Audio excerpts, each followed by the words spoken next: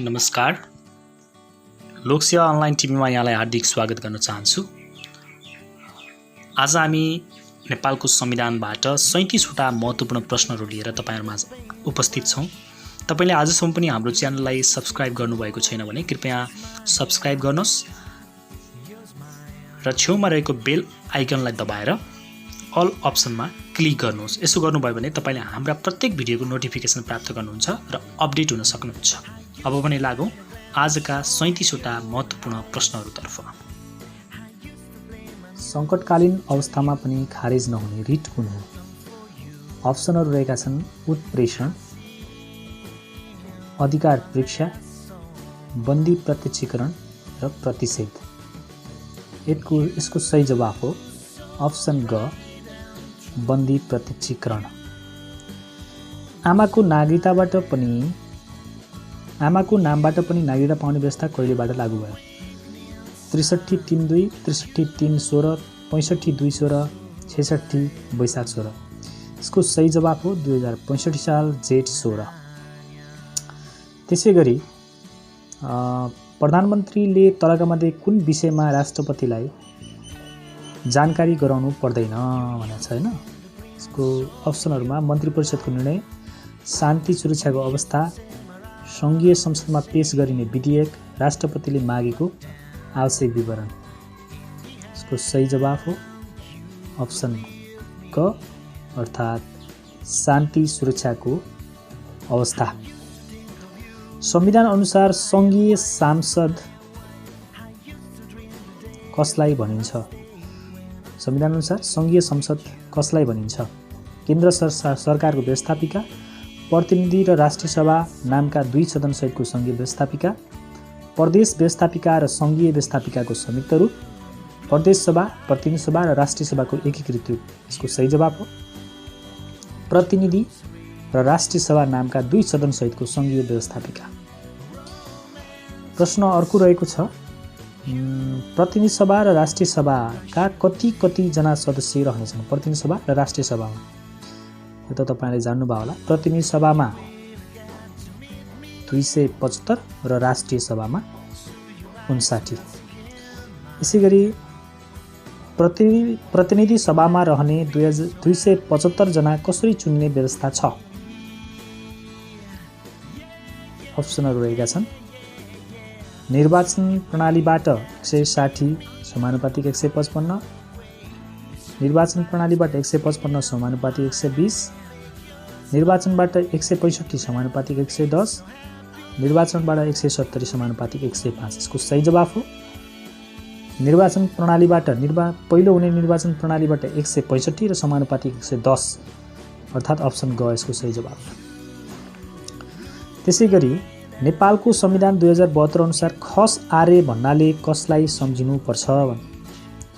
खस आर्य भन्नाले अप्सन रहेको छ ब्राह्मण र क्षेत्री, ब्राह्मण क्षेत्री ठकुरी, ब्राह्मण र खस क्षेत्री, ब्राह्मण क्षेत्री ठकुरी र सन्यासी। यसको चाहिँ तपाईको अप्सन हुन्छ ख अर्थात् ब्राह्मण क्षेत्री ठकुरी र सन्यासी 4 जातिलाई सम्झिनुपर्छ। कति वर्ष उमेर पूरा भएको नेपाली नागरिकलाई संघीय कानुन बमोजिम मतदान अधिकार हुनेछ? यसको सही जवाफ छ 17, 18, 19, 20 मध्ये 18 वर्ष। संविधान बमोजिम विघटन भएदेखि बाहेक प्रतिनिधि सभाको कार्यकाल कति वर्षको हुनेछ? 4, 5, 6, 7। यसको सही जवाफ हो 5 वर्ष। राष्ट्रिय सभामा प्रत्येक प्रदेशबाट कति जनाका दरले निर्वाचित व्यक्ति सदस्य रहनेछन्? 8 जनाका दरले 56, 7 जनाका दरले 49, 6 जनाका दरले 42, समानुपातिक हिसाबले 55। यसको सही जवाफ हो 8 जनाका दरले 56 र अन्य 3 जना मनोनित गरी 59 सदस्य राष्ट्रिय सभामा रहन्छन्। राष्ट्रिय सभाका सदस्यको पदावधि कति वर्षको हुनेछ? 3, 4, 5, 6। यसको सही जवाफ हो 6 वर्ष। प्रतिनिधि सभाका सदस्यको 5 वर्ष र राष्ट्रिय सभाका सदस्यको 6 वर्ष। महत्त्वपूर्ण छ यो। राष्ट्रिय सभाका कति सदस्यहरूको पदावधि प्रत्येक 2 वर्षमा समाप्त हुनेछ? 20 जना, 22 जना, 2/3, 1/3। यसको सही जवाफ हो 1/3। प्रतिनिधि सभा र राष्ट्रिय सभाको सदस्य हुन कति वर्ष उमेर पूरा भएको हुनुपर्छ? यसको सही जवाफ हो प्रतिनिधि सभाको लागि 25 वर्ष र राष्ट्रिय सभाका लागि 35 वर्ष। सङ्घीय संसदको सदस्य सम्बन्धित सदनलाई सूचना नदिई कतिवटा बैठकमा अनुपस्थित रहेमा निजको स्थान रिक्त हुनेछ? 5, 8, 10, 12। यसको सही जवाफ हो 10। सङ्घीय संसदको कुनै सदस्य अयोग्य छ वा हुन गएको छ भन्ने प्रश्न उठेमा त्यसको अन्तिम निर्णय कसले गर्छ? अप्सन रहेको छ सर्वोच्च अदालत, निर्वाचन आयोग, सर्वोच्च अदालतको प्रधान न्यायाधीश, सर्वोच्च अदालतको संवैधानिक इजलास। यसको सही जवाफ हो सर्वोच्च अदालतको संवैधानिक इजलास। त्यसै गरी प्रतिनिधि सभाको पहिलो बैठक प्रारम्भ भएको मितिले कति दिनभित्र प्रतिनिधि सभाका सदस्यले सभामुख र उपसभामुखको निर्वाचन गर्नेछन्? 10, 15, 30, 35। सही जवाफ हो 15 दिन। 15 दिनभित्र। सङ्घीय संसदको अधिवेशन निर्वाचन परिणाम घोषणा भएको मितिले कति दिनभित्र कसले आह्वान गर्नेछ? यसको सही जवाफ के हो त? 30 दिनभित्र प्रधानमन्त्रीले, त्यसै गरी 30 दिनभित्र सभामुखले, 30 दिनभित्र राष्ट्रपतिले र 15 दिनभित्र राष्ट्रपतिले। यसको सही जवाफ हो 30 दिनभित्र राष्ट्रपतिले। सङ्घीय संसदको कुनै सदनमा निर्णयको प्रस्तावमा मत बराबर भएमा के हुनेछ भन्छ? पुनः मतदान हुनेछ, अर्को बैठकमा पेश हुनेछ, सभामुख र उपसभामुखले मत दिनेछन् र बैठकको अध्यक्षता गर्नेले निर्णायक मत दिनेछ भन्ने अप्सन छ। यसको सही जवाफ हुन्छ बैठकको अध्यक्षता गर्नेले निर्णायक मत दिनेछ। यद्यपि बैठकमा अध्यक्षता गर्ने व्यक्तिलाई मतदान गर्ने अधिकार हुँदैन, तर मत बराबर भएको अवस्थामा निर्णायक मत उसले दिने गर्दछ। प्रधानमन्त्री नियुक्त भएको पहिलो कति समय र एकपटक राखेको अविश्वासको प्रस्ताव असफल भएको कति समय अविश्वासको प्रस्ताव पेश गर्न सकिने छैन? यसको सही जवाफ हो पहिलो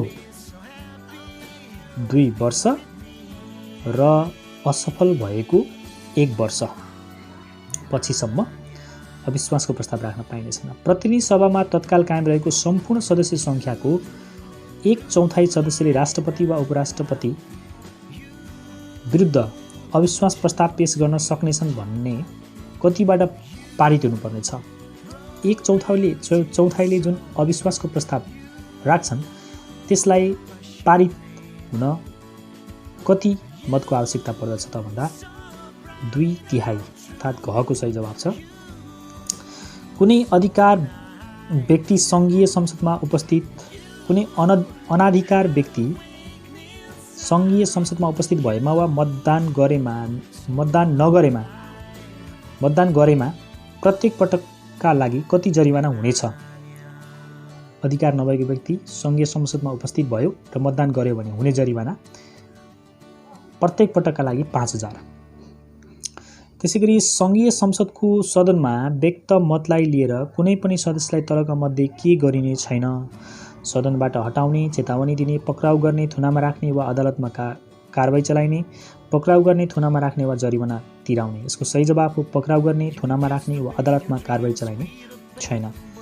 त्यसैगरी व्यवस्थापिका संसदमा अर्थ विधेयक तथा नेपाली सेना, सशस्त्र प्रहरी, नेपाल प्रहरी लगायत सुरक्षा निकाय सँग सम्बन्धित विधेयकहरू कस्तो विधेयक रूपमा मात्र प्रस्तुत हुनेछ भनेको छ? सरकारी विधेयक, साधारण विधेयक, जनसरकारको विषय, गोप्य विधेयक। यसको सही जवाफ हो सरकारी विधेयक अर्थात् अप्सन क।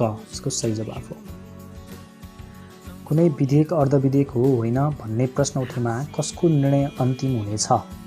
राष्ट्रपति, सभामुख, सर्वोच्च अदालतको, सङ्घीय संसदको? भनेपछि यसको सही जवाफ हो सभामुखको। प्रतिनिधि सभाले पारित गरी राष्ट्रिय सभामा पठाएको अर्थ विधेयक, प्रतिनिधि सभाले पारित गरी राष्ट्रिय सभामा पठाएको अर्थ विधेयक कति दिनभित्र र अन्य विधेयक कति दिनभित्र फिर्ता पठाउनु पर्नेछ भनेको छ? अर्थ विधेयक चाहिँ 15 दिनभित्र र अन्य विधेयक चाहिँ 2 महिनाभित्र अर्थात् घको सही उत्तर हुन्छ। विधेयक प्रमाणीकरण कसले गर्छ? यसको सही जवाफ हो राष्ट्रपति। विधेयक प्रस्तुतकर्ता सदस्यले कसको स्वीकृति लिई विधेयक फिर्ता लिन सक्नेछ? यसको सही जवाफ हो सदनको। अर्थमन्त्रीले आर्थिक वर्षको लागि राजस्व र व्ययको अनुमान कहिले सङ्घीय संसदमा पेश गर्नेछ? यसको सही जवाफ हो प्रत्येक वर्ष जेठ 15 गते। संविधानको धारा 124 अनुसार स्थापित आकस्मिक कोष कसको नियन्त्रणमा रहन्छ? यसको सही जवाफ हो नेपाल सरकार। नेपालको संविधान 2072 अनुसार तलका मध्ये कुन अदालतको व्यवस्था छैन? सर्वोच्च अदालत, पुनरावेदन अदालत, उच्च अदालत र संवैधानिक अदालत।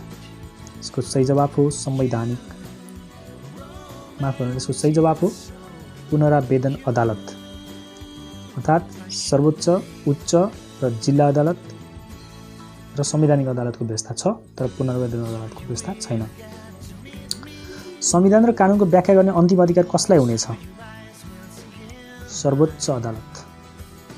सर्वोच्च अदालतमा प्रधान न्यायाधीशका अतिरिक्त बढीमा कतिजना न्यायाधीश रहनेछन्? 20 जना। प्रधान न्यायाधीशसहित 21 जना। प्रधान न्यायाधीशको पदमा नियुक्ति हुन सर्वोच्च अदालतमा कति वर्ष कायम गरेको हुनुपर्छ? कम्तीमा 3 वर्ष। प्रधान न्यायाधीशको पदावधि कति वर्षको हुन्छ? प्रधान न्यायाधीशको पदावधि 6 वर्षको हुन्छ। त्यसै गरी संविधानको धारा 137 अनुसार संवैधानिक इजलास कहाँ रहने व्यवस्था छ? यसको सही जवाफ हो सर्वोच्च अदालतमा। संवैधानिक इजलासमा प्रधान न्यायाधीश र न्याय परिषदको सिफारिसमा प्रधान न्यायाधीशले तोकेको कति न्यायाधीश रहनेछन्? संवैधानिक इजलासमा प्रधान न्यायाधीश रहन्छ र त्यो बाहेक न्याय परिषदको सिफारिसमा प्रधान न्यायाधीशले तोकेका कतिजना अन्य सदस्य रहन्छन्? 4 जना। अर्थात् प्रधान न्यायाधीश र अन्य 4 जना गरी 5 सदस्य रहन्छन् र अन्य 4 जनाले चाहिँ न्याय परिषदको सिफारिसमा प्रधान न्यायाधीशले तोक्ने गर्छ। सर्वोच्च अदालत, न्याय परिषद र न्याय सेवा आयोगले वार्षिक प्रतिवेदन कहाँ पेश गर्दछ? यसको सही जवाफ हो ग, राष्ट्रपति यसको सही जवाफ हो। र यस्तो छ, वार्षिक प्रतिवेदन चाहिँ सर्वोच्च अदालत, न्याय परिषद र न्याय सेवा आयोगको, यहाँ मैले संविधानमा चाहिँ तपाईँलाई देखाउँछु, सर्वोच्च अदालत, न्याय परिषद र न्याय सेवा आयोगले प्रत्येक वर्ष आफ्नो वार्षिक प्रतिवेदन राष्ट्रपति समक्ष पेश गर्नेछ र राष्ट्रपतिले त्यस्तो प्रतिवेदन प्रधानमन्त्री मार्फत सङ्घीय संसदमा पेश गर्नेछ भनेर स्पष्ट रूपमा उल्लेख गरेको छ।